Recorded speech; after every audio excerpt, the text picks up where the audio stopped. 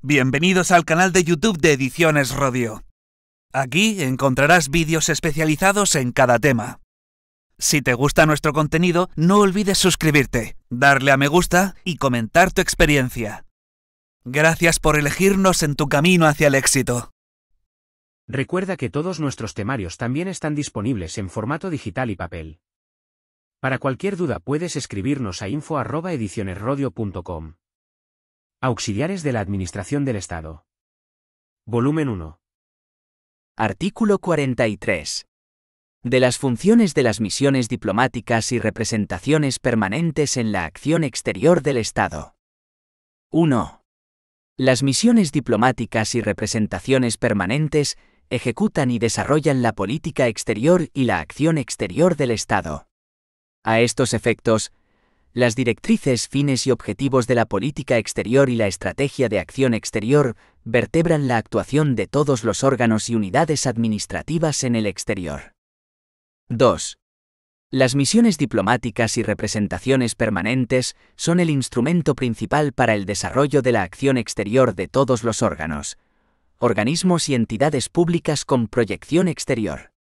Las instrucciones que los distintos órganos, organismos y entidades trasladen al jefe de misión o representación para el desarrollo de la acción exterior en sus respectivos ámbitos, deberán ajustarse a lo previsto en la Estrategia de Acción Exterior y se cursarán a través del Ministerio de Asuntos Exteriores y de Cooperación, sin perjuicio de lo dispuesto en el artículo 45,5 respecto de los órganos técnicos especializados.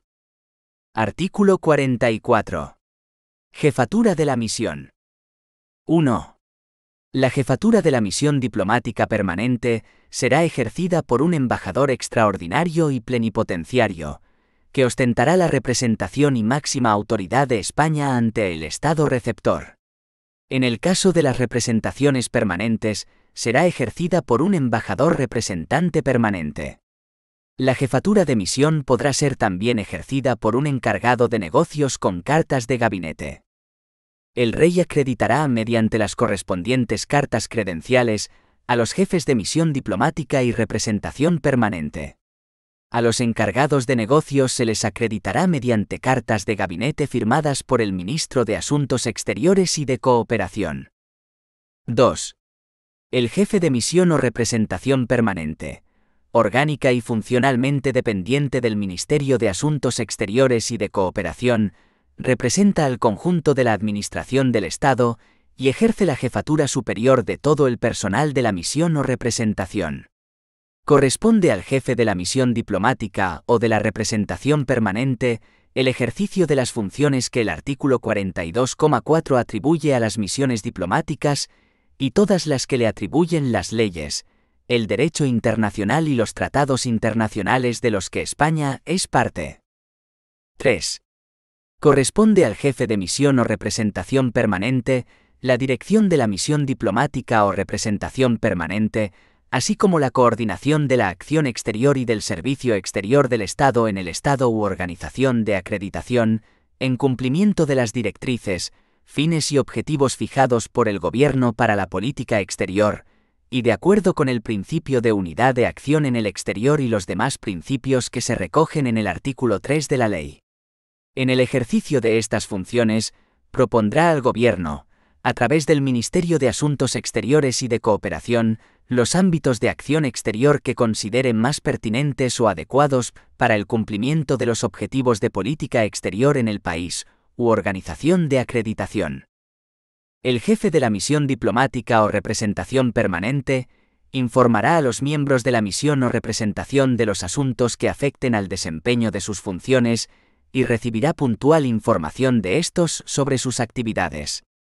De igual forma, supervisará, coordinará e impulsará la actividad de todas las unidades y órganos que integran la misión.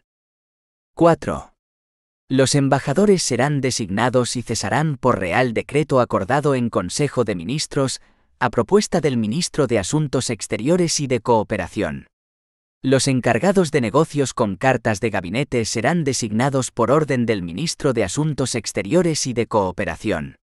Los embajadores extraordinarios y plenipotenciarios, embajadores representantes permanentes y encargados de negocios con cartas de gabinete serán designados entre funcionarios de la carrera diplomática en la forma que reglamentariamente se determine, sin perjuicio de que el Gobierno, en ejercicio de su potestad discrecional, pueda designar embajadores a personas no pertenecientes a la carrera diplomática. La propuesta de designación se hará, en todo caso, atendiendo a criterios de competencia profesional y experiencia, de acuerdo con lo establecido en el apartado 10 del artículo 6 de la Ley 6/1997, de 14 de abril de Organización y Funcionamiento de la Administración General del Estado. 5. En el caso de embajadores representantes permanentes ante organizaciones internacionales cuyo ámbito de actuación sea coincidente en todo o en parte con las competencias de algún departamento ministerial, la propuesta de su designación y cese por el Ministro de Asuntos Exteriores y de Cooperación se hará previo informe de dicho departamento. 6. Una vez designado, el Ministerio de Asuntos Exteriores y de Cooperación facilitará a cada embajador una carta de instrucciones, en la que se recojan las directrices del Gobierno, fines y objetivos de la política exterior hacia el Estado u organización internacional de acreditación, así como los fines, objetivos y directrices de la acción exterior del Estado, de conformidad con la estrategia de acción exterior y la información que al respecto se recabe de los departamentos, comunidades autónomas y organismos de ellos dependientes. 7. El Ministro de Asuntos Exteriores y de Cooperación comunicará a la Comisión de Asuntos Exteriores del Congreso de los Diputados toda designación de embajadores, a los efectos de la posible solicitud de comparecencia para informar a sus miembros sobre los objetivos de su misión, en función de las directrices recibidas en su carta de instrucciones.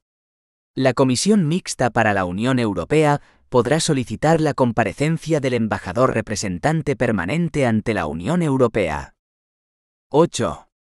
En los casos de vacante, ausencia o imposibilidad de ejercicio del jefe de misión o representación, la jefatura de misión o representación será desempeñada por la segunda jefatura, y en su defecto, por el funcionario diplomático que preste sus servicios en la Cancillería diplomática y tenga mayor categoría administrativa, o a igual categoría, por el de mayor antigüedad. Artículo 45. Organización de la misión diplomática o representación permanente. 1. La misión diplomática o representación permanente se integra por a. La jefatura de la misión diplomática o de la representación permanente. b. La Cancillería diplomática. c. Las consejerías, agregadurías, oficinas sectoriales, oficinas económicas y comerciales, oficinas técnicas de cooperación, centros culturales, centros de formación de la cooperación española, así como el Instituto Cervantes. d. En su caso, la sección de servicios comunes. 2. La Cancillería diplomática desarrolla las funciones diplomáticas, consulares, de cooperación, así como las de naturaleza política y las de representación. Contribuye al desarrollo de los restantes ámbitos de la acción exterior, especialmente donde no actúen órganos técnicos especializados de los previstos en el apartado siguiente. La jefatura de la Cancillería diplomática será ejercida, bajo la dirección del embajador o representante permanente, por el funcionario de la carrera diplomática que desempeñe la segunda jefatura de la misión diplomática o de la representación permanente ante organizaciones internacionales. El Consejo de Ministros podrá designar a este último como embajador representante permanente adjunto, en la forma que reglamentariamente se determine. 3. Las consejerías, agregadurías, oficinas económicas y comerciales, oficinas técnicas de cooperación, oficinas sectoriales, centros culturales y centros de formación de la cooperación española, e Instituto Cervantes, son órganos técnicos especializados de la misión diplomática o representación permanente que, bajo la dependencia jerárquica del embajador, le prestan asesoramiento y apoyo técnico y asisten a éste y a la misión en el desempeño de sus funciones, en el desarrollo de los ámbitos de la acción exterior, sin perjuicio de su dependencia orgánica y funcional de sus respectivos departamentos, a los que corresponde su organización interna y dotación presupuestaria. 4. La sección de servicios comunes allí donde se establezca o amplíe, de acuerdo con la propuesta del Consejo Ejecutivo de Política Exterior al amparo de la disposición adicional sexta, y previo informe favorable del departamento del que dependan los correspondientes recursos, es la unidad administrativa que gestiona los servicios y recursos compartidos por las distintas unidades referidas en el apartado 1, letras A, B y C, de este artículo. La sección de servicios comunes estará a cargo de un canciller, funcionario de carrera, acreditado como agregado administrativo ante el Estado receptor, o en función de la importancia y tamaño de la misión, por un funcionario del subgrupo A1 acreditado como consejero. 5. Las consejerías y agregadurías sectoriales y resto de órganos especializados se comunicarán directamente con los departamentos ministeriales de los que dependan, o con los competentes en la materia de que se trate, y estos con aquellas, debiendo mantener simultáneamente informado al jefe de la misión diplomática o de la representación permanente. Las instrucciones que los departamentos ministeriales cursen a sus órganos técnicos en el exterior deberán ajustarse a lo previsto en la Estrategia de Acción Exterior. Artículo 46. Misiones diplomáticas especiales y delegaciones. 1. Las misiones diplomáticas especiales representan temporalmente al Reino de España ante uno o varios estados, con su consentimiento, para un cometido concreto, o ante uno o varios estados donde no existe misión diplomática permanente, o ante el conjunto de estados, para un cometido de carácter especial. La misión diplomática especial se creará a iniciativa del Ministerio de Asuntos Exteriores y de Cooperación y a propuesta del Ministerio de Hacienda y Administraciones Públicas, previo informe del Consejo Ejecutivo de Política Exterior, mediante Real Decreto en el que se fijará su cometido y los criterios para determinar el inicio y el final de la misión. El jefe de la misión será designado por Real Decreto aprobado por el Consejo de Ministros, a propuesta del Ministro de Asuntos Exteriores y de Cooperación, con el título de embajador en misión especial, según el procedimiento previsto en el artículo 44, para la designación de embajadores. 2.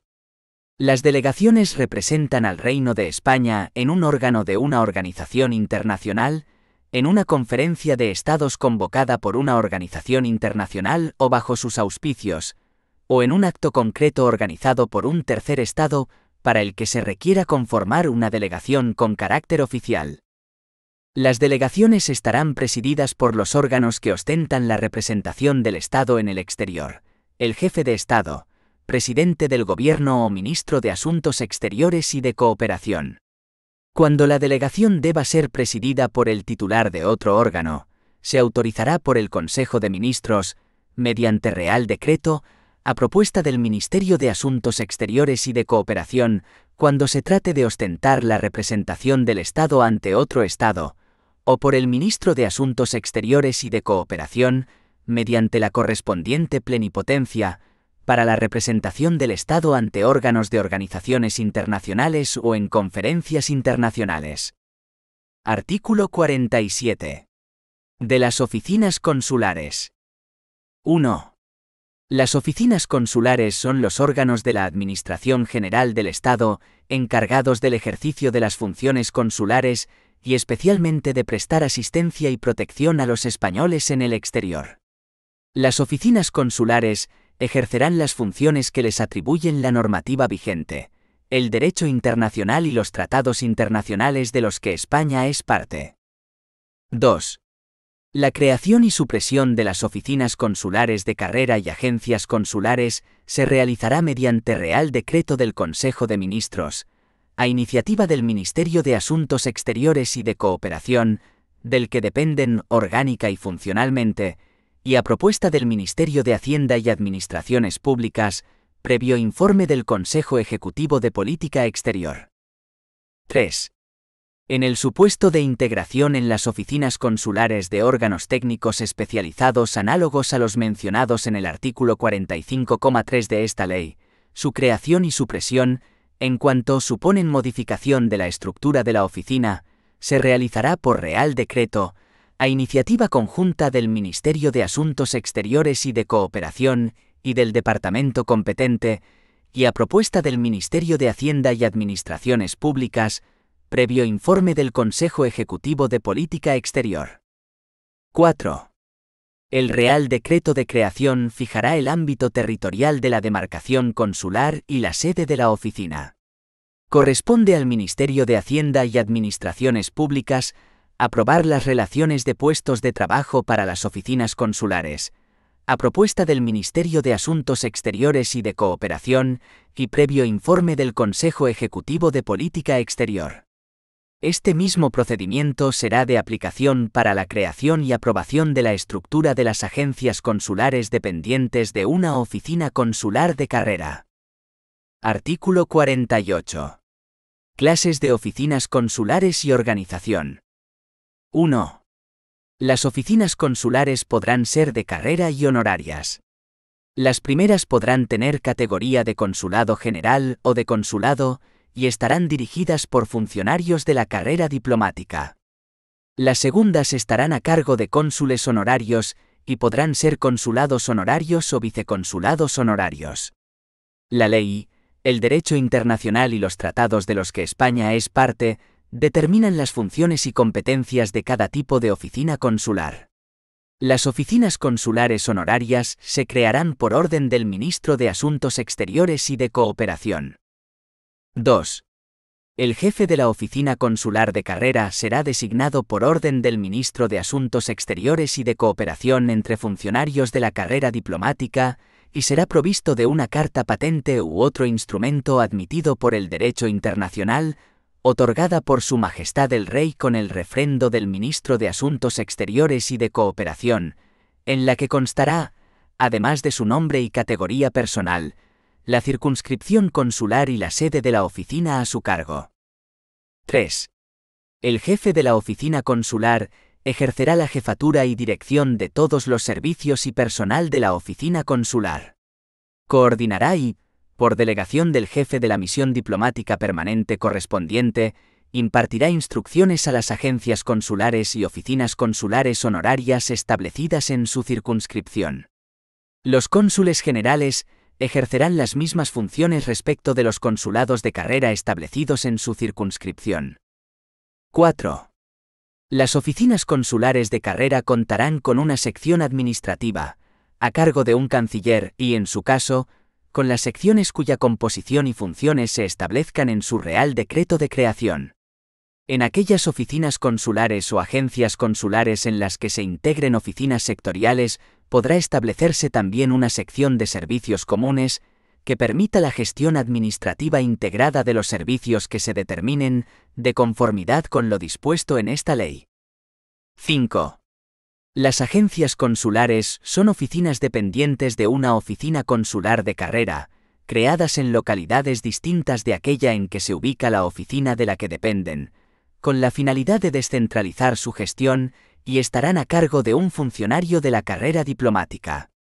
Dichas agencias dependerán del consulado general o del consulado en cuya demarcación estén ubicadas, y sus funciones se fijarán de común acuerdo entre España y las autoridades competentes del Estado receptor, dentro de los límites y previsiones legales de la normativa internacional aplicable. 6.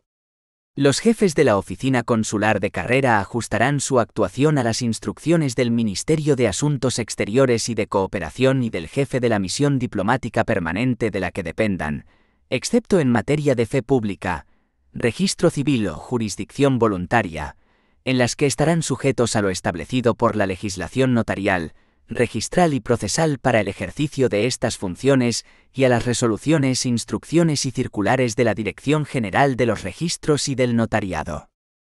Los jefes de las oficinas consulares podrán igualmente recibir instrucciones de los departamentos ministeriales correspondientes para el desarrollo de otros ámbitos de la acción exterior, a través del jefe de la respectiva misión diplomática. 5. Organización y funcionamiento del sector público institucional. 5,1. Del sector público institucional. Artículo 81. Principios generales de actuación. 1. Las entidades que integran el sector público institucional están sometidas en su actuación a los principios de legalidad, eficiencia, estabilidad presupuestaria y sostenibilidad financiera, así como al principio de transparencia en su gestión. En particular, se sujetarán en materia de personal, incluido el laboral, a las limitaciones previstas en la normativa presupuestaria y en las previsiones anuales de los presupuestos generales. 2. Todas las administraciones públicas deberán establecer un sistema de supervisión continua de sus entidades dependientes, con el objeto de comprobar la subsistencia de los motivos que justificaron su creación y su sostenibilidad financiera, y que deberá incluir la formulación expresa de propuestas de mantenimiento, transformación o extinción. 3.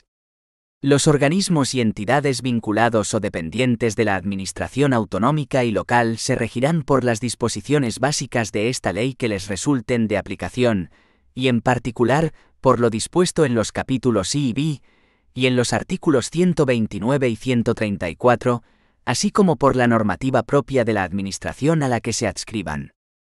Artículo 82. El inventario de entidades del sector público estatal, autonómico y local. 1. El inventario de entidades del sector público estatal, autonómico y local, se configura como un registro público administrativo que garantiza la información pública y la ordenación de todas las entidades integrantes del sector público institucional, cualquiera que sea su naturaleza jurídica. La integración y gestión de dicho inventario y su publicación dependerá de la intervención general de la Administración del Estado. 2.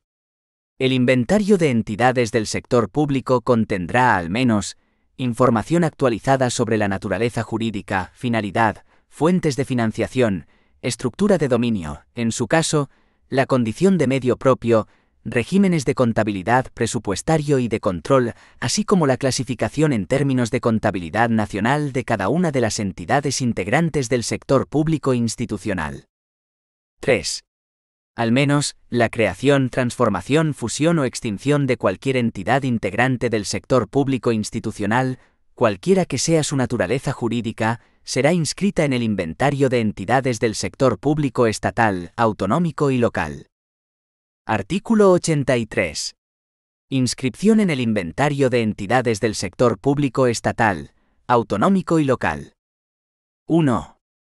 El titular del máximo órgano de dirección de la entidad notificará, a través de la intervención general de la Administración correspondiente, la información necesaria para la inscripción definitiva en el inventario de entidades del sector público estatal, autonómico y local, en los términos previstos reglamentariamente, de los actos relativos a su creación, transformación, fusión o extinción, en el plazo de 30 días hábiles a contar desde que ocurra el acto inscribible.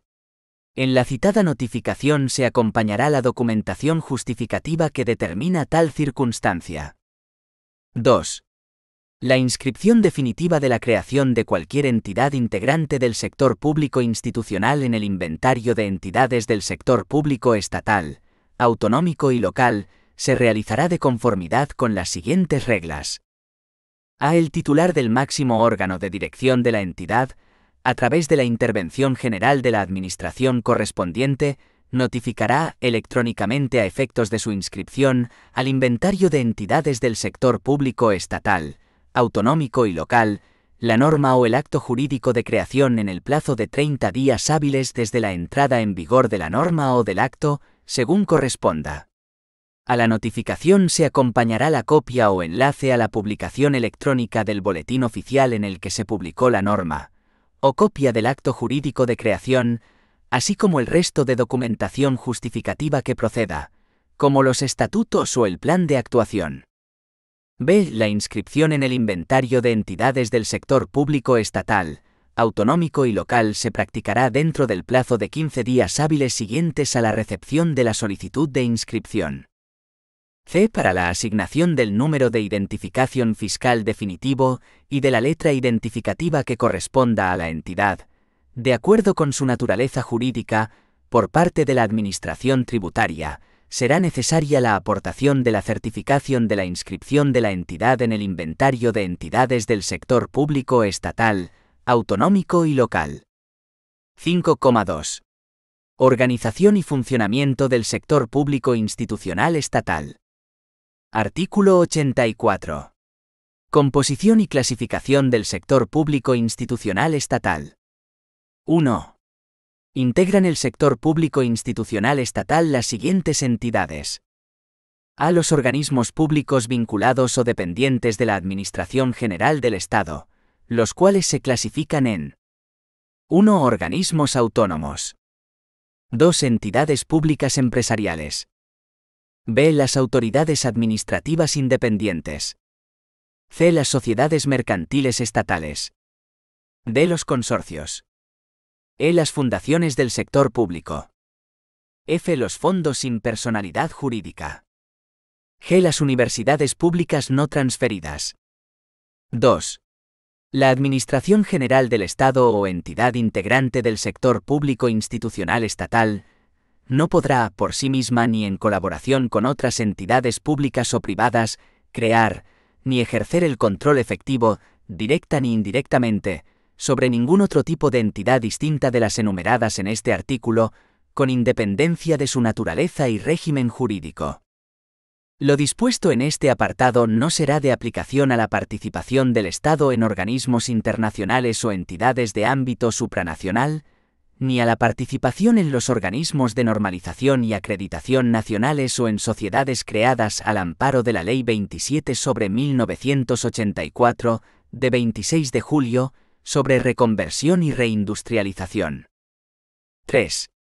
Las universidades públicas no transferidas se regirán por lo dispuesto en la Ley 47/2003, de 26 de noviembre, que les sea de aplicación, y por lo dispuesto en esta ley en lo que no esté previsto en su normativa específica. Artículo 85.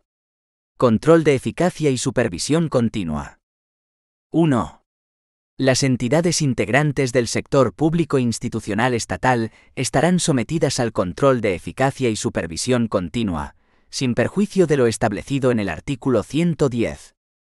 Para ello, todas las entidades integrantes del sector público institucional estatal contarán, en el momento de su creación, con un plan de actuación, que contendrá las líneas estratégicas en torno a las cuales se desenvolverá la actividad de la entidad, que se revisarán cada 3 años, y que se completará con planes anuales que desarrollarán el de creación para el ejercicio siguiente.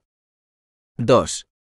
El control de eficacia será ejercido por el departamento al que estén adscritos, a través de las inspecciones de servicios, y tendrá por objeto evaluar el cumplimiento de los objetivos propios de la actividad específica de la entidad y la adecuada utilización de los recursos, de acuerdo con lo establecido en su plan de actuación y sus actualizaciones anuales, sin perjuicio del control que, de acuerdo con la Ley 47/2003, de 26 de noviembre, se ejerza por la Intervención General de la Administración del Estado.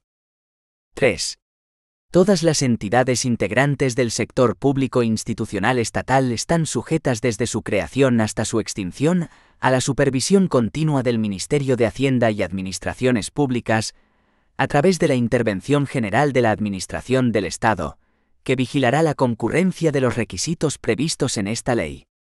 En particular, verificará al menos lo siguiente. A. La subsistencia de las circunstancias que justificaron su creación. B. Su sostenibilidad financiera. C. La concurrencia de la causa de disolución prevista en esta ley, referida al incumplimiento de los fines que justificaron su creación, o que su subsistencia no resulte el medio más idóneo para lograrlos. Las actuaciones de planificación, ejecución y evaluación correspondientes a la supervisión continua se determinarán reglamentariamente. 4. Las actuaciones de control de eficacia y supervisión continua tomarán en consideración a. La información económico-financiera disponible. B. El suministro de información por parte de los organismos públicos y entidades sometidas al sistema de control de eficacia y supervisión continua. C. Las propuestas de las inspecciones de los servicios de los departamentos ministeriales.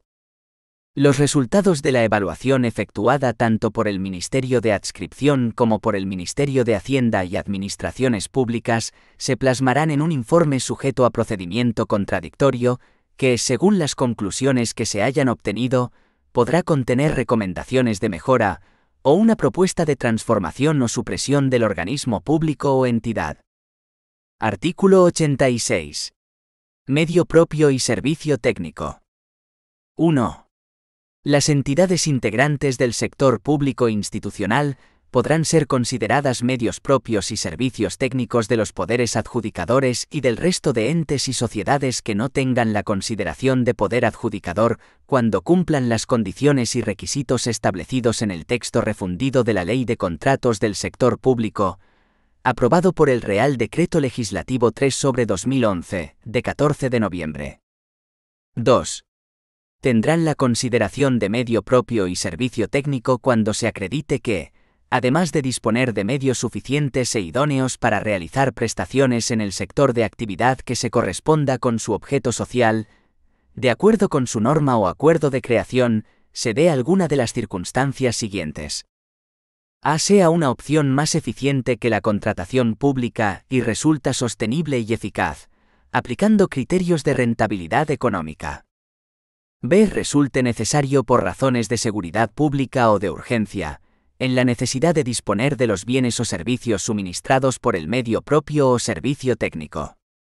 Formará parte del control de eficacia de los medios propios y servicios técnicos la comprobación de la concurrencia de los mencionados requisitos. En la denominación de las entidades integrantes del sector público institucional que tengan la condición de medio propio, deberá figurar necesariamente la indicación medio propio o su abreviatura AMP. 3. A la propuesta de declaración de medio propio y servicio técnico, deberá acompañarse una memoria justificativa que acredite lo dispuesto en el apartado anterior y deberá ser informada por la Intervención General de la Administración del Estado que vaya a declarar el medio propio y servicio técnico. Artículo 87. Transformaciones de las entidades integrantes del sector público institucional estatal. 1.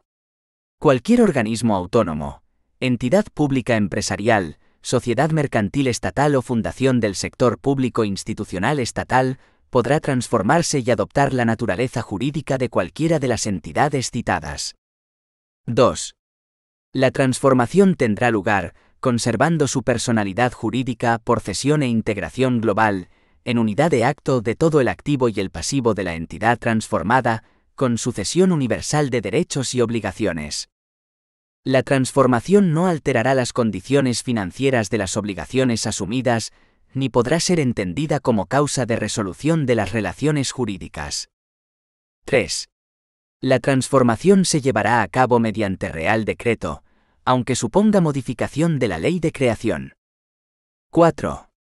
Cuando un organismo autónomo o entidad pública empresarial se transforme en una entidad pública empresarial, sociedad mercantil estatal o en una fundación del sector público, el Real Decreto mediante el que se lleve a cabo la transformación deberá ir acompañado de la siguiente documentación.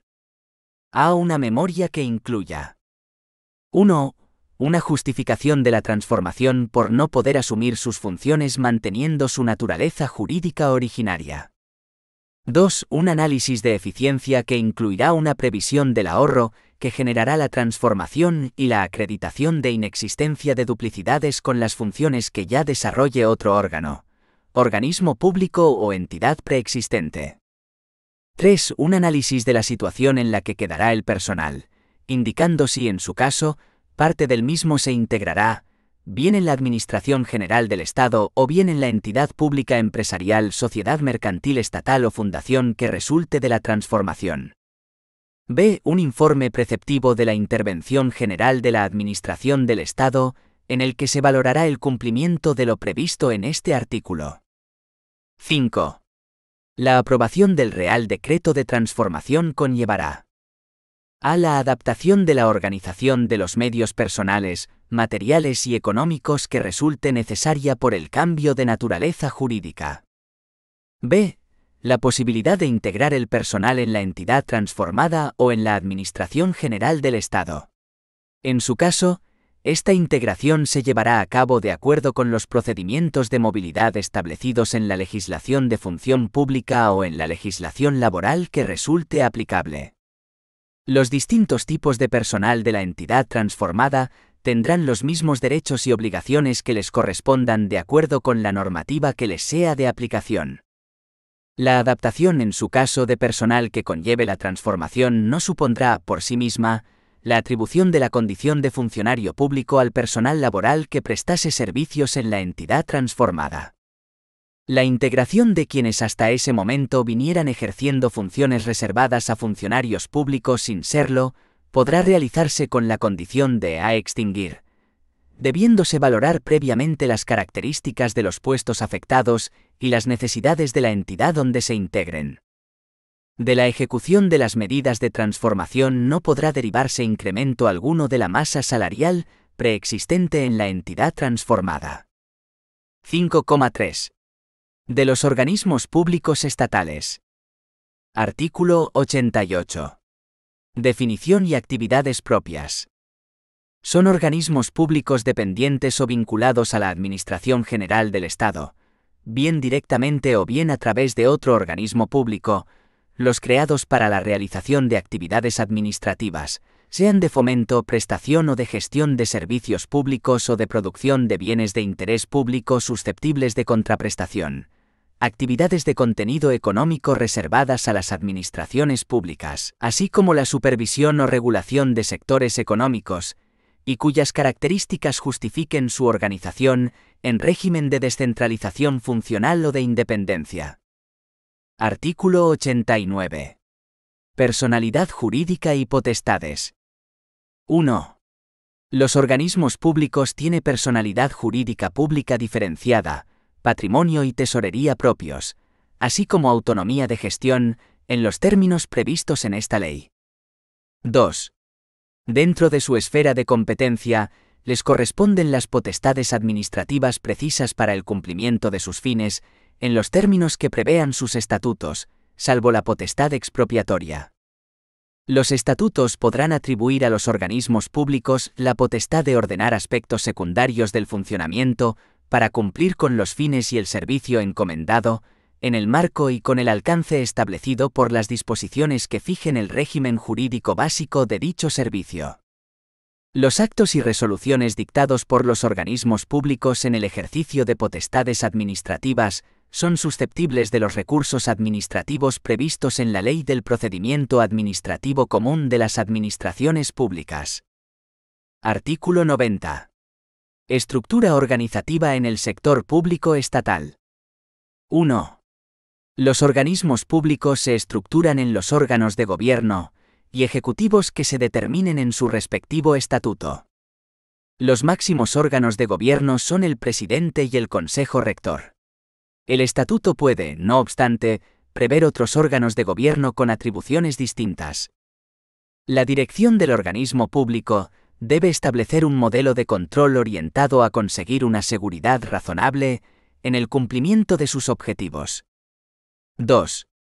Corresponde al ministro de Hacienda y Administraciones Públicas la clasificación de las entidades conforme a su naturaleza y a los criterios previstos en Real Decreto 451/2012 de 5 de marzo, por el que se regula el régimen retributivo de los máximos responsables y directivos en el sector público empresarial y otras entidades.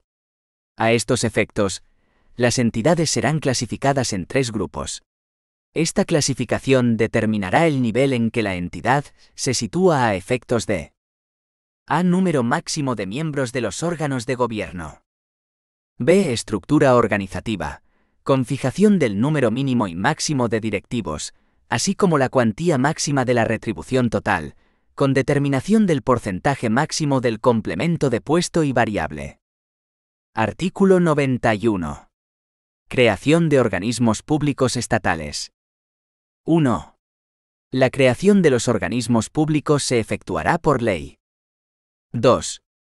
La ley de creación establecerá a. El tipo de organismo público que crea, con indicación de sus fines generales, así como el departamento de dependencia o vinculación. B. En su caso, los recursos económicos así como las peculiaridades de su régimen de personal, de contratación patrimonial, fiscal y cualesquiera otras que por su naturaleza exijan norma con rango de ley. 3. El anteproyecto de ley de creación del organismo público que se eleva al Consejo de Ministros deberá ser acompañado de una propuesta de estatutos y de un plan inicial de actuación, junto con el informe preceptivo favorable del Ministerio de Hacienda y Administraciones Públicas, que valorará el cumplimiento de lo previsto en este artículo. Artículo 92. Contenido y efectos del plan de actuación. 1. El plan inicial de actuación contendrá al menos a las razones que justifican la creación de un nuevo organismo público, por no poder asumir esas funciones otro ya existente, así como la constatación de que la creación no supone duplicidad con la actividad que desarrolle cualquier otro órgano o entidad preexistente. B. La forma jurídica propuesta y un análisis que justifique que la elegida resulta más eficiente frente a otras alternativas de organización que se hayan descartado. C. La fundamentación de la estructura organizativa elegida, determinando los órganos directivos y la previsión sobre los recursos humanos necesarios para su funcionamiento. D. El anteproyecto del presupuesto correspondiente al primer ejercicio, junto con un estudio económico-financiero que acredite la suficiencia de la dotación económica prevista inicialmente para el comienzo de su actividad y la sostenibilidad futura del organismo, atendiendo a las fuentes futuras de financiación de los gastos y las inversiones, así como a la incidencia que tendrá sobre los presupuestos generales del Estado. E. Los objetivos del organismo, justificando su suficiencia o idoneidad, los indicadores para medirlos, y la programación plurianual de carácter estratégico para alcanzarlos, especificando los medios económicos y personales que dedicará, concretando en este último caso la forma de provisión de los puestos de trabajo, su procedencia, coste, retribuciones e indemnizaciones, así como el ámbito temporal en que se prevé desarrollar la actividad del organismo. Asimismo, se incluirán las consecuencias asociadas al grado de cumplimiento de los objetivos establecidos y, en particular, su vinculación con la evaluación de la gestión del personal directivo en el caso de incumplimiento. A tal efecto, el reparto del complemento de productividad o concepto equivalente se realizará teniendo en cuenta el grado de cumplimiento de los objetivos establecidos en el plan de creación y en los anuales. 2. Los organismos públicos deberán acomodar su actuación a lo previsto en su plan inicial de actuación. Este se actualizará anualmente mediante la elaboración del correspondiente plan que permita desarrollar para el ejercicio siguiente las previsiones del plan de creación. El plan anual de actuación deberá ser aprobado en el último trimestre del año natural por el departamento del que dependa o al que esté vinculado el organismo y deberá guardar coherencia con el programa de actuación plurianual previsto en la normativa presupuestaria. El plan de actuación incorporará cada 3 años una revisión de la programación estratégica del organismo. La falta de aprobación del plan anual de actuación dentro del plazo fijado por causa imputable al organismo, y hasta tanto se subsan la omisión, llevará aparejada la paralización de las transferencias que deban realizarse a favor del organismo, con cargo a los presupuestos generales del Estado, salvo que el Consejo de Ministros adopte otra decisión. 3. El plan de actuación y los anuales, así como sus modificaciones, se hará público en la página web del organismo público al que corresponda. Artículo 93. Contenido de los estatutos. 1. Los estatutos regularán al menos los siguientes extremos. A. Las funciones y competencias del organismo, con indicación de las potestades administrativas que pueda ostentar. B. La determinación de su estructura organizativa, con expresión de la composición, funciones, competencias y rango administrativo que corresponda a cada órgano. Asimismo, se especificarán aquellos de sus actos y resoluciones que agoten la vía administrativa. C. El patrimonio que se les asigne y los recursos económicos que hayan de financiarlos. D. El régimen relativo a recursos humanos, patrimonio, presupuesto y contratación. E. La facultad de participación en sociedades mercantiles cuando ello sea imprescindible para la consecución de los fines asignados. 2. Los estatutos de los organismos públicos se aprobarán por Real Decreto del Consejo de Ministros, a propuesta conjunta del Ministerio de Hacienda y Administraciones Públicas y del Ministerio al que el organismo esté vinculado o sea dependiente. 3. Los estatutos deberán ser aprobados y publicados con carácter previo a la entrada en funcionamiento efectivo del organismo público. Artículo 94. Fusión de organismos públicos estatales. 1. Los organismos públicos estatales de la misma naturaleza jurídica podrán fusionarse bien mediante su extinción e integración en un nuevo organismo público, bien mediante su extinción por ser absorbido por otro organismo público ya existente. 2. La fusión se llevará a cabo mediante norma reglamentaria, aunque suponga modificación de la ley de creación. Cuando la norma reglamentaria cree un nuevo organismo público resultante de la fusión, deberá cumplir con lo previsto en el artículo 91,2 sobre requisitos de creación de organismos públicos. 3. A la norma reglamentaria de fusión se acompañará un plan de redimensionamiento para la adecuación de las estructuras organizativas y mobiliarias de personal y de recursos resultantes de la nueva situación, y en el que debe quedar acreditado el ahorro que generará la fusión. Si alguno de los organismos públicos estuviese en situación de desequilibrio financiero, se podrá prever, como parte del plan de redimensionamiento, que las obligaciones, bienes y derechos patrimoniales que se consideren liquidables y derivados de la actividad que ocasionó el desequilibrio, se integren en un fondo, sin personalidad jurídica y con contabilidad separada, adscrito al nuevo organismo público o al absorbente, según corresponda. La actividad o actividades que ocasionaron el desequilibrio dejarán de prestarse tras la fusión, salvo que se prevea su realización futura de forma sostenible tras la fusión. El plan de redimensionamiento, previo informe preceptivo de la Intervención General de la Administración del Estado, deberá ser aprobado por cada uno de los organismos públicos fusionados si se integran en uno nuevo o por el organismo público absorbente, según corresponda al tipo de fusión. 4. La aprobación de la norma de fusión conllevará a la integración de las organizaciones de los organismos públicos fusionados, incluyendo los medios personales, materiales y económicos, en los términos previstos en el plan de redimensionamiento. B. El personal de los organismos públicos extinguidos se podrá integrar bien en la Administración General del Estado o bien en el nuevo organismo público que resulte de la fusión o en el organismo público absorbente, según proceda, de acuerdo con lo previsto en la norma reglamentaria de fusión y de conformidad con los procedimientos de movilidad establecidos en la legislación de función pública o en la legislación laboral que resulte aplicable. Los distintos tipos de personal de los organismos públicos fusionados tendrán los derechos y obligaciones que les correspondan de acuerdo con la normativa que les sea de aplicación. La integración de quienes hasta ese momento vinieran ejerciendo funciones reservadas a funcionarios públicos sin serlo, podrá realizarse con la condición de a extinguir, debiéndose valorar previamente las características de los puestos afectados y las necesidades del organismo donde se integren. Esta integración de personal no supondrá, en ningún caso, la atribución de la condición de funcionario público al personal laboral que prestase servicios en los organismos públicos fusionados. De la ejecución de las medidas de fusión no podrá derivarse incremento alguno de la masa salarial en los organismos públicos afectados.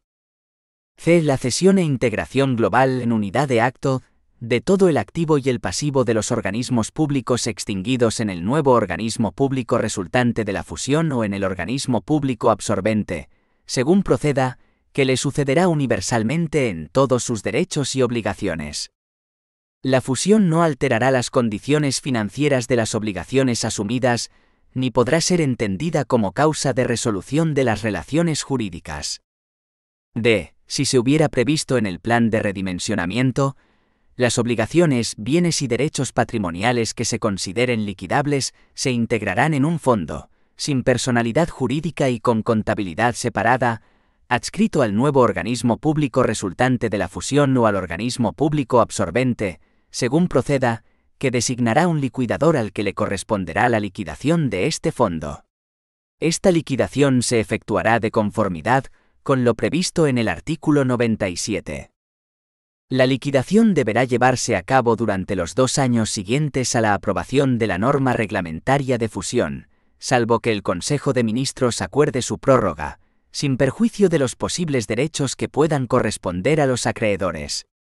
La aprobación de las normas a las que tendrá que ajustarse la contabilidad del fondo corresponderá al Ministro de Hacienda y Administraciones Públicas a propuesta de la Intervención General de la Administración del Estado. Artículo 95. Gestión compartida de servicios comunes. 1. La norma de creación de los organismos públicos del sector público estatal incluirá la gestión compartida de algunos o todos los servicios comunes, salvo que la decisión de no compartirlos se justifique, en la memoria que acompañe a la norma de creación, en términos de eficiencia, conforme al artículo 7 de la Ley Orgánica 2/2012 de 27 de abril, de estabilidad presupuestaria y sostenibilidad financiera, en razones de seguridad nacional o cuando la organización y gestión compartida afecte a servicios que deban prestarse de forma autónoma, en atención a la independencia del organismo. La organización y gestión de algunos o todos los servicios comunes se coordinará por el Ministerio de Adscripción, por el Ministerio de Hacienda y Administraciones Públicas o por un organismo público vinculado o dependiente del mismo. 2. Se consideran servicios comunes de los organismos públicos al menos los siguientes. A. Gestión de bienes inmuebles. B. Sistemas de información y comunicación. C. Asistencia jurídica. D. Contabilidad y gestión financiera. E. Publicaciones. F. Contratación pública. Artículo 96. Disolución de organismos públicos estatales. 1. Los organismos públicos estatales deberán disolverse. A. Por el transcurso del tiempo de existencia señalado en la ley de creación. B. Porque la totalidad de sus fines y objetivos sean asumidos por los servicios de la Administración General del Estado. C. Porque sus fines hayan sido totalmente cumplidos, de forma que no se justifique la pervivencia del organismo público, y así se haya puesto de manifiesto en el control de eficacia. D. Cuando del seguimiento del plan de actuación resulte el incumplimiento de los fines que justificaron la creación del organismo, o que su subsistencia no es el medio más idóneo para lograrlos, y así se concluya en el control de eficacia o de supervisión continua. E. Por encontrarse en situación de desequilibrio financiero durante 2 ejercicios presupuestarios consecutivos. Esta situación de desequilibrio financiero se referirá para los entes que tengan la consideración de administración pública a efectos del Sistema Europeo de Cuentas, a su necesidad de financiación en términos del Sistema Europeo de Cuentas, mientras que para los demás entes se entenderá como la situación de desequilibrio financiero manifestada en la existencia de resultados brutos negativos de explotación en 2 ejercicios contables consecutivos. F. Por cualquier otra causa establecida en los estatutos. G. Cuando así lo acuerde el Consejo de Ministros, siguiendo el procedimiento determinado al efecto en el acto jurídico que acuerde la disolución. 2. Cuando un organismo público incurra en alguna de las causas de disolución previstas en las letras A, B, C, D o F del apartado anterior, el titular del máximo órgano de dirección del organismo lo comunicará al titular del departamento de adscripción en el plazo de 2 meses desde que concurra la causa de disolución. Transcurrido dicho plazo sin que se haya producido la comunicación y concurriendo la causa de disolución, el organismo público quedará automáticamente disuelto y no podrá realizar ningún acto jurídico, salvo los estrictamente necesarios para garantizar la eficacia de su liquidación y extinción. En el plazo de 2 meses desde la recepción de la comunicación a la que se refiere el párrafo anterior, el Consejo de Ministros adoptará el correspondiente acuerdo de disolución, en el que designará al órgano administrativo o entidad del sector público institucional estatal, que asumirá las funciones de liquidador, y se comunicará al inventario de entidades del sector público estatal, autonómico y local para su publicación. Transcurrido dicho plazo sin que el acuerdo de disolución haya sido publicado, el organismo público quedará automáticamente disuelto y no podrá realizar ningún acto jurídico, salvo los estrictamente necesarios para garantizar la eficacia de su liquidación y extinción. 3. Cuando un organismo público incurra en la causa de disolución prevista en la letra E del apartado 1, el titular del máximo órgano de dirección del organismo dispondrá del plazo de 2 meses, a contar desde la concurrencia de dicha causa, para comunicarlo a la Administración General del Estado. En el plazo de 2 meses a contar desde la comunicación a la que se refiere el párrafo anterior, el organismo público, previo informe de la Intervención General de la Administración del Estado, deberá aprobar un plan de corrección del desequilibrio. Como parte del mencionado plan de corrección, la Administración General del Estado podrá realizar aportaciones patrimoniales en el ejercicio presupuestario inmediato anterior. El plan de corrección se aplicará en el ejercicio presupuestario en el que se apruebe y en el siguiente. Transcurridos esos 2 ejercicios sin que se haya corregido el desequilibrio, el titular del máximo órgano de dirección del organismo lo comunicará al titular del departamento de adscripción en los 5 días naturales siguientes a la finalización del plazo mencionado. Recibida la comunicación, se aplicará lo previsto en el apartado 2, salvo que el Consejo de Ministros, a propuesta del Ministro de Hacienda y Administraciones Públicas, decida prorrogar la duración del plan de corrección. Si transcurre el citado plazo de 5 días sin que se haya producido dicha comunicación, el organismo público quedará automáticamente disuelto y no podrá realizar ningún acto jurídico, salvo los estrictamente necesarios, para garantizar la eficacia de su liquidación y extinción. Artículo 97. Liquidación y extinción de organismos públicos estatales. 1. Publicado el acuerdo de disolución al que se refiere el artículo anterior, o transcurridos los plazos en él establecidos sin que éste haya sido publicado, se entenderá automáticamente iniciada la liquidación. 2. La liquidación tendrá lugar por la cesión e integración global, en unidad de acto, de todo el activo y el pasivo del organismo público en la Administración General del Estado, que le sucederá universalmente en todos sus derechos y obligaciones. El órgano o entidad designada como liquidador determinará en cada caso el órgano o entidad concreta de la Administración General del Estado, donde se integrarán los elementos que forman parte del activo y del pasivo del organismo público liquidado. La responsabilidad que le corresponda al empleado público como miembro de la entidad u órgano liquidador será directamente asumida por la entidad o la Administración General del Estado que lo design, o con acento agudo. La Administración General del Estado podrá exigir de oficio al empleado público que designó, con acento agudo a esos efectos, la responsabilidad en que hubiera incurrido por los daños y perjuicios causados en sus bienes o derechos cuando hubiera concurrido dolo, culpa o negligencia graves, conforme a lo previsto en las leyes administrativas en materia de responsabilidad patrimonial. 3.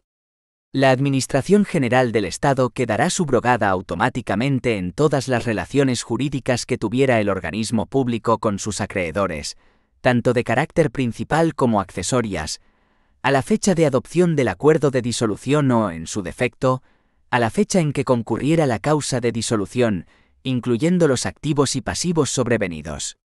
Esta subrogación no alterará las condiciones financieras de las obligaciones asumidas, ni podrá ser entendida como causa de resolución de las relaciones jurídicas. 4. Formalizada la liquidación del organismo público, se producirá su extinción automática. 5.3.1 Organismos autónomos estatales. Artículo 98. Definición. 1. Los organismos autónomos son entidades de derecho público, con personalidad jurídica propia, tesorería y patrimonio propios y autonomía en su gestión, que desarrollan actividades propias de la administración pública, tanto actividades de fomento, prestacionales, de gestión de servicios públicos o de producción de bienes de interés público, susceptibles de contraprestación, en calidad de organizaciones instrumentales diferenciadas y dependientes de ésta. 2. Los organismos autónomos dependen de la Administración General del Estado, a la que corresponde su dirección estratégica, la evaluación de los resultados de su actividad y el control de eficacia. 3. Con independencia de cuál sea su denominación, cuando un organismo público tenga la naturaleza jurídica de organismo autónomo, deberá figurar en su denominación la indicación organismo autónomo o su abreviatura OA.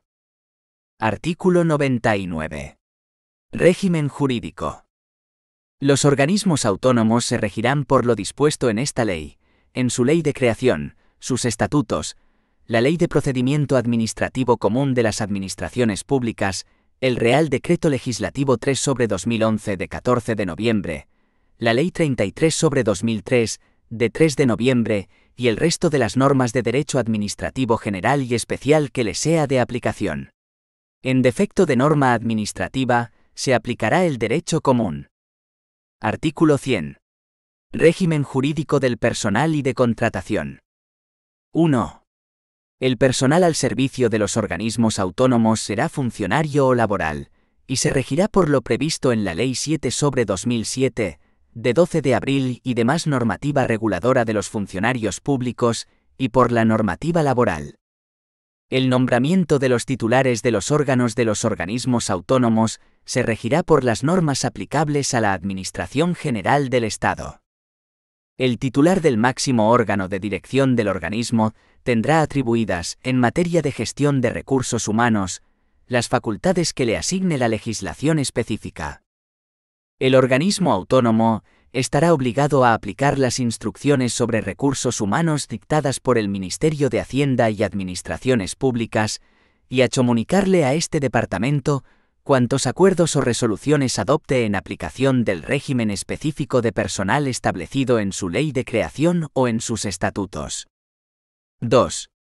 La contratación de los organismos autónomos se ajustará a lo dispuesto en la legislación sobre contratación del sector público. El titular del máximo órgano de dirección del organismo autónomo será el órgano de contratación. Artículo 101. Régimen económico, financiero y patrimonial. 1. Los organismos autónomos tendrán, para el cumplimiento de sus fines, un patrimonio propio, distinto del de la administración pública, integrado por el conjunto de bienes y derechos de los que sean titulares. La gestión y administración de sus bienes y derechos propios, así como de aquellos del patrimonio de la administración que se les adscriban para el cumplimiento de sus fines, será ejercida de acuerdo a lo establecido para los organismos autónomos en la Ley 33/2003, de 3 de noviembre.